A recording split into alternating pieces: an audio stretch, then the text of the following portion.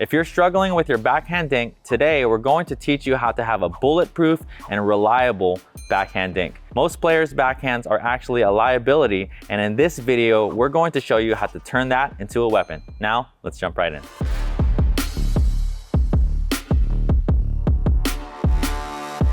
All right, to start off, let's start with the grip, and this is really important. Without a good grip, we're not going to be able to hit an efficient and reliable backhand dink. I like to hit my backhand dinks in a continental grip, and this is actually what I would suggest for you. So it's the same grip if you were hammering a nail. This is the preferred grip for the backhand dink.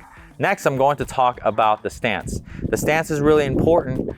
People who are actually struggling with their backhand dink don't realize that their stance is actually a key factor to moving, and we're going to talk about that next, to the ball. So if you are standing really narrow, you can see in this camera right here, we're not going to be able to move to the ball the way we need to hit effective and efficient dinks. So I would suggest a good low, wide base. Okay, you can see from this camera here, my knees are bent here, my ready position is up here. Now this is the foundation of even preparing for a dink that's coming wide. And now we're gonna talk about the footwork. Footwork, we all know we have to do it, but we don't always do it. And it's important to remember that when you are here at the kitchen line, you always use what we call our shuffle. So in this case, if there is a ball outside of my striking zone, outside of my hips, I always need to make sure that I am using my shuffle to allow myself a nice clean contact point in front of my body instead of outside of my body. Now, when I'm using this shuffle, it sets me up to have space, a little bit more time, and a clean contact point to now send the ball wherever I choose instead of hoping I just hit it over the net. So with our shuffle, we're shuffling left. We always have to push off with our opposite foot. So if I'm going left, I'm going to start with my right and I'll push off. Now it's important, Jordan talked about our stance. We have to be in a wider stance. If we are closed off, we're going to try and lead with the wrong foot. So make sure you're in that wide stance, pushing off with the opposite foot to give you that space and that push off. Now I'm going to show you guys a couple examples just with some balls coming my way. Here we go.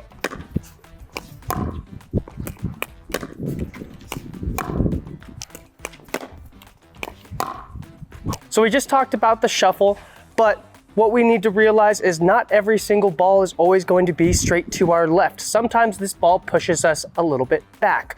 So when we do find a ball a little bit deeper behind the line, this is where the angled shuffle comes in. So instead of just moving left or just moving right, we are going to be taking a step back with our shuffle left or our shuffle right. So once I push off, it's going to be the same push off foot, and from there, I'm gonna make sure I'm taking a step back to create just a little bit more space for myself to give myself the contact point that I want. So this angled shuffle is always moving with my shuffle. It just ends in a step back to give myself that time and space. I'll show you guys a couple quick examples.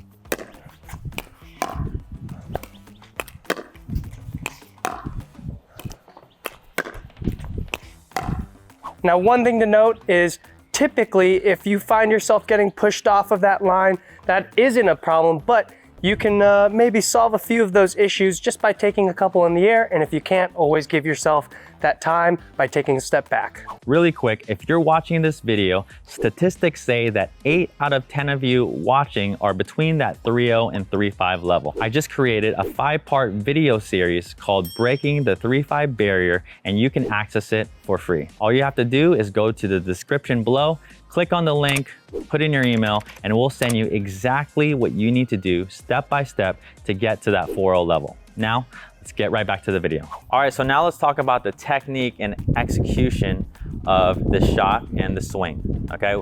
Caden did a great job talking about that footwork, and remember that footwork is important to get that ball in front of our hips. If we can't do that, we're not gonna be able to hit a consistent dink. Now, we're gonna talk about the setup. After we use our shuffle, whether we're going straight to our left like this, or we're using an angled shuffle like this, what you will see my wrist and my paddle do is it's gonna get it ready for that backhand dink. So now let's go over that, right? So when I come over here, you're gonna see how I set my paddle up very early, and my paddle angle or you can actually see my paddle face, is kind of faced towards my target already. So I'm already getting it in a good position to hit the ball. And this is what good players do. They shuffle over, move their feet, but they set up and prep early for their shot. So right here, one thing that you'll notice, you'll hopefully see in this camera here, I'm not taking it way behind me, right? It's actually, I'm keeping it in front of my knees here. And it's nice and low. So I'm not setting up super high. I'm just setting up just like this. Next, I'm gonna talk about this cocked wrist. And you can kind of see here, if I just had a fist out like this is actually how I want my setup for my backhand dink. A big problem that I see players make is they are trying to hit their slice or backhand dinks like this. And you can see that wrist position is way different, right? I actually want it up here. And even though I don't have a very tight grip, okay, I'm gonna have a grip between a 3 and 4 out of 10, you will see that this is a stable wrist position. So as I come across here, you will see my swing path now just goes from my left to my right. It goes like that. And one thing that you'll notice as well, how I keep the shot really consistent, is I am basically controlling this shot with my shoulder. You can see, so when I hit the shot, go from left to right, I'm controlling it here. Okay, so that's really important.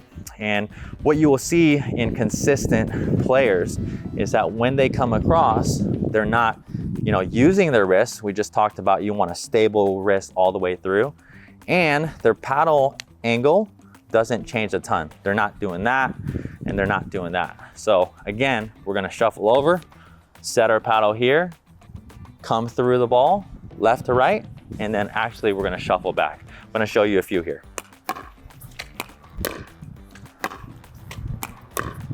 All right, the last thing I do want to mention is my swing speed. What you will notice is I'm not swinging super fast. And to put good slice on the ball, I don't need to. If I have good technique, I'm using my shoulder, I'm getting nice and low, I'm gonna get that ball over the net with a good slice. And if you swing too hard anyways, that ball's gonna sail out. So make sure you're controlling your swing speed. All right, practice drills. What is the best and most efficient way to practice your backhand dink? Well, it's to get out there and dink cross court from odd side to odd side.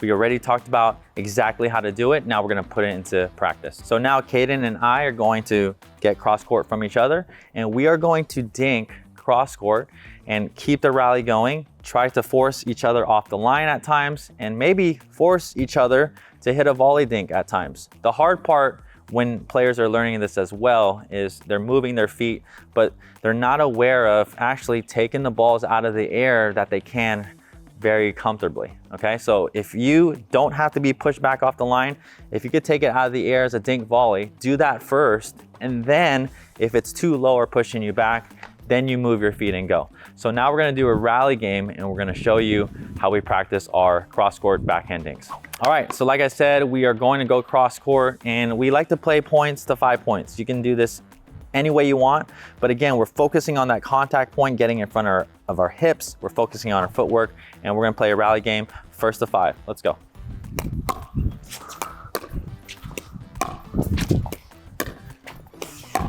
Just so you know, Jordan, I don't lose these. Oh, shit. Oh yeah. Too easy. Stay low through the ball. Look at that slice. Look at that cut. Oh. Look at that cut, baby. Oh yeah, 1-0. You have to think middle on that one. You decided to hit the forehand. Actually, just as a little tip, this is really good too. When Caden gets pulled really, really wide, Caden, let's see, you get pulled really wide. Again, if he tries to go back cross court, this is a little strategy tip.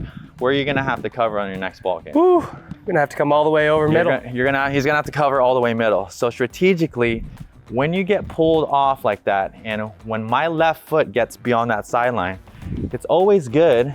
You can hit your slice, backhand dink.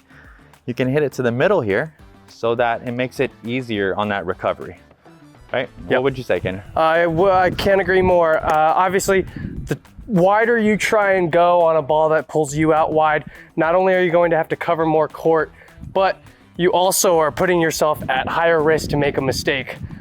So because you're so wide, don't feel like you have to hit a perfect shot all the way back cross court. Reset yourself, find your balance again by going middle and recentering everything that you just lost by getting pulled out wide. All right, here we go. I don't know what the score is, but we'll play a couple more. Here we go. Well, that's a good slice. Oh yeah, 2-0. 2-0? Yep, 2-0. Here we go. I'm telling you, man, I don't lose these. Oh, that's a good dink. Ooh. Oh gosh, there's the angled step back. Angled shuffle, take him in the air. Take him, oh God, that's good. Oh yeah, forcing that half volley. Oh, it's that too good. That was 3-0. All right, here we go. I can do this all day. Caden's gotten better. He's gotten better. Oh, well, Uh-huh. you can't talk good about me as I'm 3-1. Let's go. Oh, that's knifey. That's knifey. 3-2. I was so excited about the last dink. 3-2. Oh. No. Ah.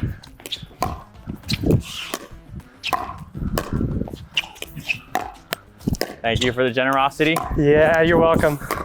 Oh yeah, baby. 3-all. First to five, win by 1. Here we go.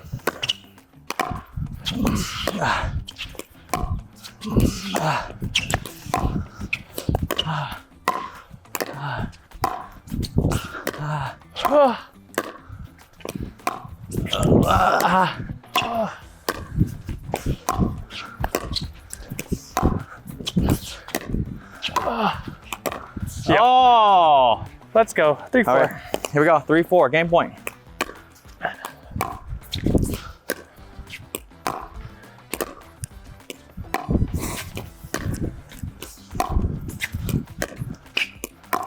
Oh! This ain't a forehand dink drill. Game point. Leave in the comments who's gonna win. Win by 1, 4-4. You already know who's Let's gonna go, win. baby.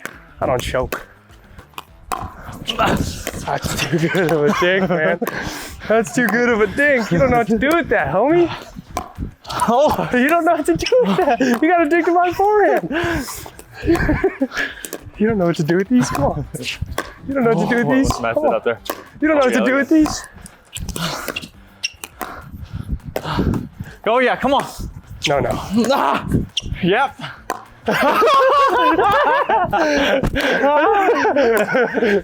We're back in the action. Ah. Ah. Ah. Ah. Ah. Ah! ATP for the win, baby. ATPs don't count in this game. Just letting you know. Come on. Okay, come on in. Come over, okay. For you, Mom. We're both a little winded. Last key tip, don't hold your breath in dink rallies. No, well, we were talking, so So that's a little harder. again, you saw both of us hit really good backhand cross-court slice dinks. Again, they stay low, they move your opponent out. And footwork, again, at the end of the day for me, Kaden, when I'm teaching players, that footwork is the #1 thing that affects it. Agreed. A good dink for a bad dink. Footwork's not there, you're not getting that ball in front of your hips, that dink is gone. Yeah, and especially on the backhand side too, you have to be a little bit more technical in terms of your swing, your footwork.